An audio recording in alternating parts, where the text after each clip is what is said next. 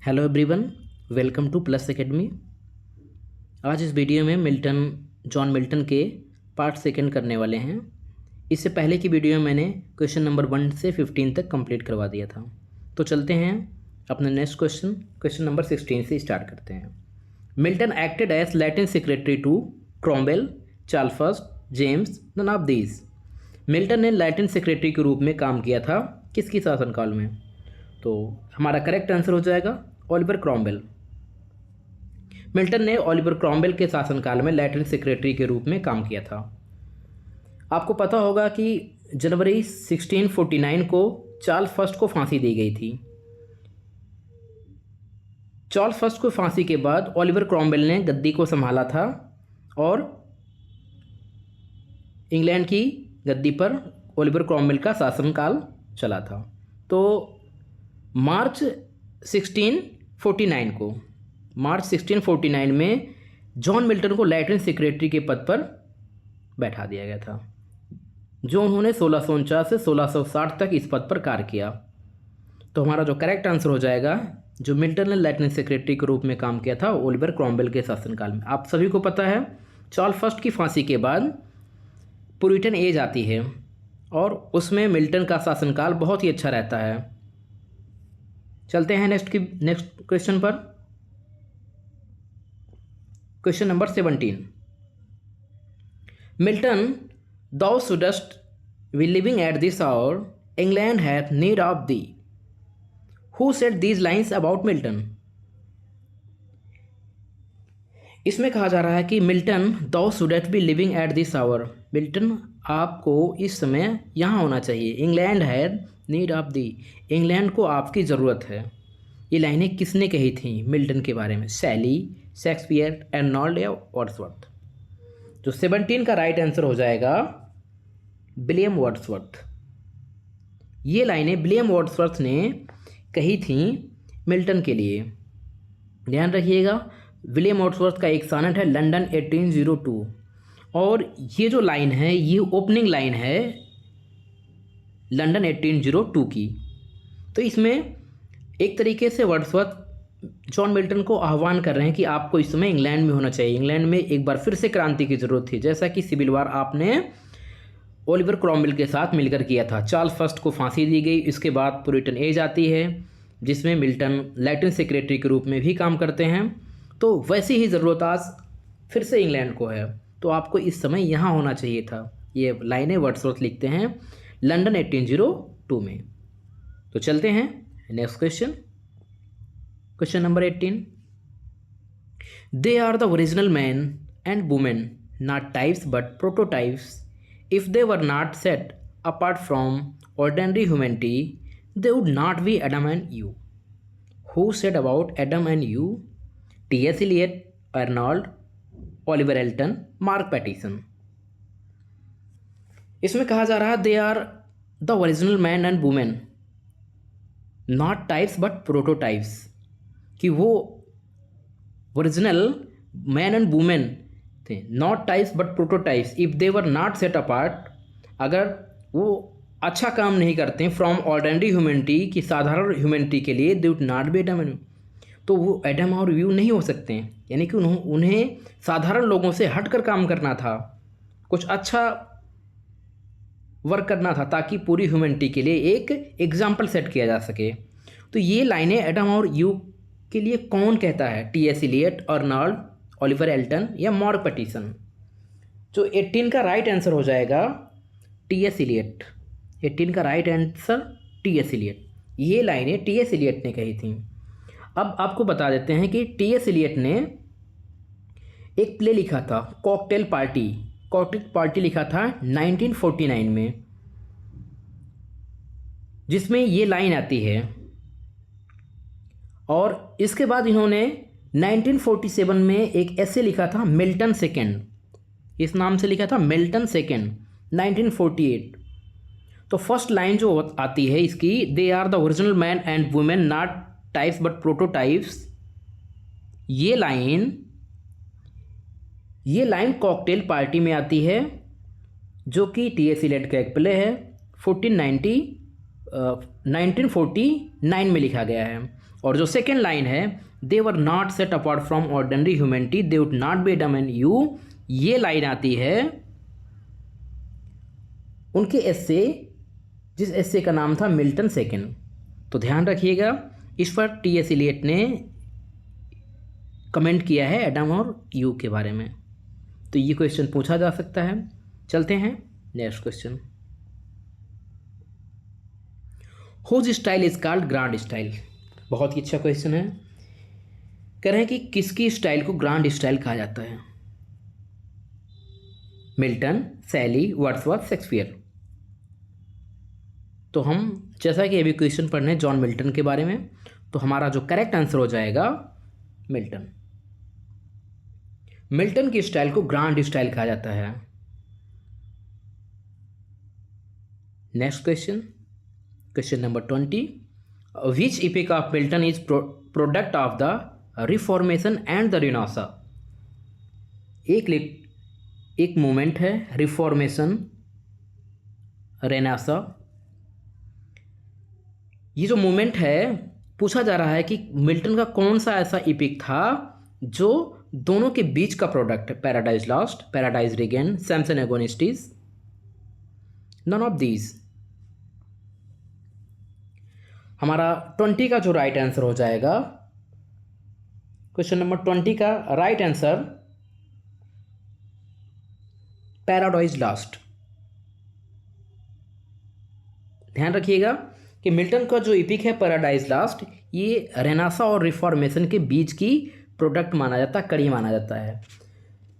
जिस तरीके से रेनासा में मानवीय जो कलात्मकता थी और रेनासा के जो ज्ञान थे, नॉलेज थे, और उसी तरीके से जो रिफॉर्मेशन होता है उसमें कट्टर धार्मिकता होती है और जो नैतिक मूल्य थे रिफॉर्मेशन में, यानी कि सुधार किए गए थे, चर्च में बहुत सारे सुधार हुए थे।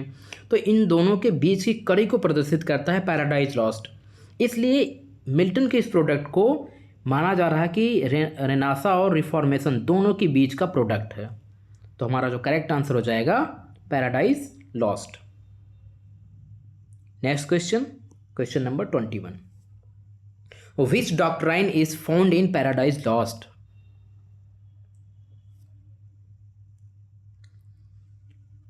डॉक्ट्राइन कह रहे हैं कि पैराडाइज लॉस्ट में कौन सी डॉक्ट्राइन पाई जाती है? Freedom of will, freedom of romance, freedom of wandering, freedom of sin. तो हमारा जो 21 का राइट आंसर हो जाएगा, 21 का right answer freedom of will. 21 का right answer freedom of will. Actual में जो फ्रीडम ऑफ विल है, इसका मतलब होता है कि कोई भी आज़ादी जो अपने आप अपने लिए कर सकते हैं। तो यानी कि आप इच्छा, यानी कि किसी भी चीज़ की आज़ादी, किसी भी कार्य को करने की आज़ादी, ये पैराडाइज लॉस्ट में पाई जाती है। Next question, question number 22। Milton wrote no language, who said. Johnson, इसका मतलब doctor Johnson, doctor Samuel Johnson, Ben Johnson, Arnold या Eliot. Milton wrote no language किसने कहा? जो 22 का राइट आंसर हो जाएगा सैमुअल जॉनसन। हमारा ऑप्शन नंबर 1, चाहे हम डॉक्टर जॉनसन के या सैमुअल जॉनसन। तो सैमुअल जॉनसन ने ऐसा कहा था, Milton wrote no language. Actual में सैमुअल जॉनसन ने क्रिटिसाइज किया था जॉन मिल्टन को पैराडाइज लॉस्ट लिखने पर, जो इपिक लिखा था इन्होंने, और उन्होंने लिखा था एक lives of the most eminent English poets 1779-1781 से। इन्होंने एक वर्क लिखा था, एक एस्से लिखा था, जिसमें इन्होंने बहुत सारे पोइट्स को, बहुत सारे कवियों को कोट किया था, क्रिटिसाइज किया था, उनके बारे में बताया था। तो उसी में इन्होंने लिखते हैं मिल्टन रोट नो लैंग्वेज। तो ये कथन है डॉक्टर सैमुअल जॉनसन का। Next question, question number 23। Question number 23। Solitude sometimes is the best society, paradise lost, book 19। Who said. आपको पता चल गया ये line, solitude sometime is the best society. Solitude अकेलापन समटाइम्स कभी कभी अच्छी सोसाइटी मानी जाती है।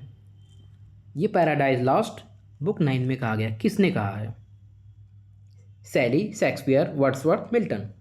सीधी सी बात है, पैराडाइज लॉस्ट जॉन मिल्टन की इपिक है, तो मिल्टन नहीं कहा। लेकिन अगर ये क्वेश्चन पूछ लिया जाए कि कौन किससे कह रहा है, तो हमारा जो आंसर होगा इसमें एडम कह रहा है यू से। एडम और यू दोनों होते हैं बागीचे में, बात कर रहे थे गार्डन में, तो वहाँ पर हमेशा जो एडम होता है यू के प्रति आकर्षित रहता है। तो इस तरीके से यू परेशान हो जाती, तो कभी कभी कह देती है कि solitude sometime is the best society. कभी कभी अकेलापन अच्छा होता है। तो यहाँ पर जो है इस क्वेश्चन में राइट आंसर मिल्टन हो जाएगा। Next question, question number 24। Milton was the devil's party without knowing it, who said. बहुत ही अच्छा क्वेश्चन है, कई बार एग्जाम में पूछा जा चुका है। Milton was the devil's party, Milton devil's party की तरफ थे, यानी कि शैतान की तरफ थे। विदाउट नोइंग इट, बिना जानते हुए। William Blake, Dowry, Pattison, none of these. जो हमारा 24 का राइट आंसर हो जाएगा, ये हो जाएगा विलियम ब्लेक। विलियम ब्लेक वही हैं जो जॉन केट्स, पीबी शैली, इन सभी के साथ में रोमांटिक इरा में आते हैं। तो विलियम ब्लेक ने ये लाइनें कही थी। और विलियम ब्लेक ने एक बुक लिखा था, the marriage of heaven and hell, और ये बुक 1790 से 1793 के बीच लिखी गई थी। इस बुक में उन्होंने ये लाइन कही थी। तो हमारा जो करेक्ट आंसर हो जाएगा William Blake. Next question, question number 25। Milton's devil as moral being is as far superior to his God, who said. Milton's का जो डेविल है, यानी कि Satan, as moral being is as far superior to his God, यानी कि ऐसा कहा जा रहा है कि जो सैटन है उतना ही सुपेरियर है जितना कि गॉड है। इसका मतलब यहाँ बताना चाह रहे हैं कि उसके अंदर गॉड के प्रति, यानी कि अपना जो भी प्रदर्शन है, जो गॉड के प्रति विरोध प्रदर्शन कर रहा है, जो उससे लड़ने की कोशिश कर रहा है, उस मामले में तो अपने मोरल के लिए बहुत ही सुपेरियर है, बहुत ही अच्छा है। ये लाइनें किसने कही हैं? Option number A William Blake, dowry, शैली, नन ऑफ दीज। जो 25 का राइट आंसर हो जाएगा पीवी शैली। पारसी वैरसी शैली ने ये लाइनें कही हैं। और शैली का एक एस्से था, अ डिफेंस ऑफ पोएट्री। शैली का जो एस्से था डिफेंस ऑफ पोएट्री, उसमें ये लाइनें मिल्टन्स के लिए बोलते हैं। तो हमारा करेक्ट आंसर पारसी वैरसी शैली हो जाएगा। Next question, question number 26। The second wife of Milton is. Milton की जो सेकेंड वाइफ थी उनका नाम क्या है? Katherine Woodcock, Mary Powell, Elizabeth Minshull, none of these. तो सेकेंड वाइफ का नाम क्या है? इन फर्स्ट, सेकेंड और थर्ड ऑप्शन में मिल्टन की 3 पत्नियां थी और तीनों पत्नियों के नाम दिए गए। आपको सेकेंड वाइफ का नाम बताना है। तो 26 का राइट आंसर हो जाएगा, 26 का right answer Catherine Woodcock. Catherine Woodcock. Milton की जो सेकेंड वाइफ थी कैथरीन वुडकॉक। चलते हैं हम तीनों पत्नियों के बारे में जान लेते हैं। फर्स्ट कौन थी? फर्स्ट पत्नी का नाम था मैरी पावेल, ये थी फर्स्ट। कैथरीन सेकेंड, और थर्ड थी एलिजाबेथ मिन्सुल, इनकी थर्ड पत्नी थी। मैरी पावेल से इनकी शादी हुई थी 1642 या 1643 में, और इनकी डेथ हो जाती है 1652। 1652 में इनकी डेथ हो जाती है फर्स्ट पत्नी की। तो इसके बाद इन्होंने कैथरीन वुडकॉक से 1656 में शादी की थी, 1656 में, और फिर इनकी डेथ हो जाती है 2 साल बाद, 2 ईयर बाद ही इनकी डेथ हो जाती है कैथरीन वुडकॉक की। इसके बाद मिल्टन ने तीसरी शादी की थी एलिजाबेथ मेंसिल से 1663 में, 1663 में। और ये लास्ट में जब मिल्टन की डेथ हो जाती है 1674 में, लास्ट तक उनके साथ रही थी। तो ये था उनकी तीनों पत्नियों का जीवन परिचय। तो मिल्टन की जो सेकेंड वाइफ थी Catherine Woodcock, first Mary Powell और थर्ड वाइफ थी एलिजाबेथ मेंसिल। चलते हैं हम next question, question number 27। Milton became totally blind. Milton totally blind कब हो गए थे?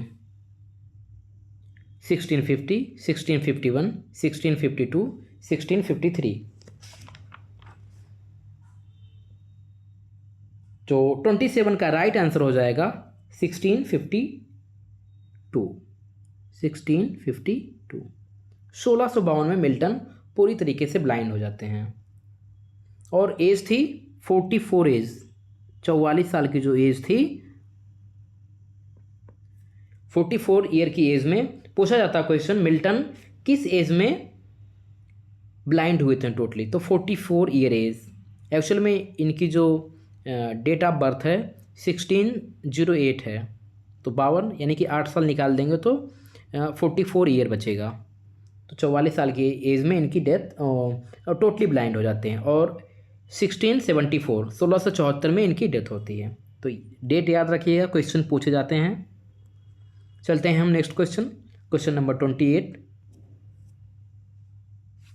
Milton started writing it in 1658। Milton ने राइटिंग स्टार्ट की थी 1658 में, कंप्लीटेड इट इन अबाउट 1663 और 1663 में पूरा कर लिया था। The year of his third marriage, अभी मैंने बताया, तो 1663 में इनकी तीसरी शादी भी होती थी और रिवाइज्ड फ्रॉम 1663 टू 1665, 1663 के बीच और 65 के बीच में इसको रिवाइज्ड करते हैं एंड इश्यूड इन 1667 और उसे पब्लिश करते हैं, यानी कि 1667 में इसको पब्लिश किया जाता है। इट इज़, ये कौन है? Paradise Regained, Paradise Lost, Comus, none of these. तो 28 का जो राइट आंसर हो जाएगा पैराडाइज लास्ट, हमारा करेक्ट आंसर हो जाएगा पैराडाइज लास्ट। इसका मतलब 1658 में लिखना स्टार्ट किया था और 5 साल लगे थे, 1663 में इसे कंप्लीट किया था और इसको जो है 2 साल इन्होंने रिवाइज किया 63 और 65 के बीच में और 1667 में पब्लिश कर दिया था। तो हमारा जो करेक्ट आंसर हो जाएगा पैराडाइज लास्ट। चलते हैं हम next question, question number 29। In 1671 Milton issued his last volume of poetry which contained, 1671 Milton ने last volume of poetry publish की थी जिसमें था क्या था? Paradise Last and Paradise Regained, Paradise Lost and on his blindness, Paradise Regained and Samson Agonist. तो 29 का जो राइट आंसर हो जाएगा Paradise Regained and Samson Agonistes. 1671 में जो लास्ट वॉल्यूम पोएट्री की आती है उसमें पैराडाइज रिगेंड और समसन एगोनिस्टीज थे। चलते हैं next question, question number 30। Question number 30, the period known as the age of Milton is, जो मिल्टन का पीरियड था वो कहाँ से स्टार्ट होता है? 1621, 1681, 1622, 1665, 1625 टू 1660, 1628 टू 1655। तो 30 का जो राइट आंसर हो जाएगा वो हो जाएगा 1625 टू 1660, हमारा करेक्ट आंसर हो जाएगा। ध्यान रखिएगा मिल्टन का जो पीरियड होता है 1625 से 1660 के बीच का होता है। आप सभी को पता होगा 1608 से 1674, 9 दिसंबर 1608 को मिल्टन की जो है डेट ऑफ बर्थ है और 8 नवंबर 1674 इनका डेथ का डेट है। और मिल्टन टोटली बिलोंग करते थे प्यूरिटन एज से। मिल्टन की एज को क्या कहा जाता है? Puritan as. इनके एज को इनके शासनकाल को एक और एज कहा जाता है। इनका जो पीरियड था, शासनकाल नहीं कह सकते, इनका पीरियड था, उसे कैरोलाइन एज भी कहते हैं। और इसी पीरियड में इन्होंने सिविल वार भी किया था, ओलिवर क्रॉमवेल के साथ मिलकर सिविल वार किया था, जिसमें चार्ल्स फर्स्ट को फांसी दी गई थी। और ओलिवर क्रॉमवेल क्या होते हैं, एक बार शासन सत्ता में आते हैं इंग्लैंड की, और उसी पीरियड में जॉन मिल्टन लैटिन सेक्रेटरी बनते हैं और बहुत अच्छे वर्क भी पब्लिश करते हैं। लेकिन 1660 में चार्ल्स सेकंड, जो कि चार्ल्स फर्स्ट का ही बेटा होता है, वो वापस पुनः इंग्लैंड की गद्दी पर बैठता है। और मिल्टन का जो जीवन काल था थोड़ा सा कठिन परिस्थितियों में बीतता है, और फिर वो कुछ समय के लिए जेल में भी चले जाते हैं। और उसी टाइम पर उन्होंने बहुत अच्छे बुक भी पब्लिश किए हैं, Paradise Lost, Paradise Regain, Samson Agonistes, जी बहुत अच्छे बुक भी आते हैं। तो इस तरीके से मिल्टन का जो एज था बहुत ही अच्छा एज माना जाता है। और चलते हैं, और इसी के साथ ही हमारा ये लास्ट क्वेश्चन था। तो प्लस एकेडमी पर आप नए हैं तो सब्सक्राइब कीजिए चैनल को, शेयर कीजिए अपने दोस्तों के साथ, और आगे की वीडियो में हम और क्वेश्चंस ले आएंगे मिल्टन पर।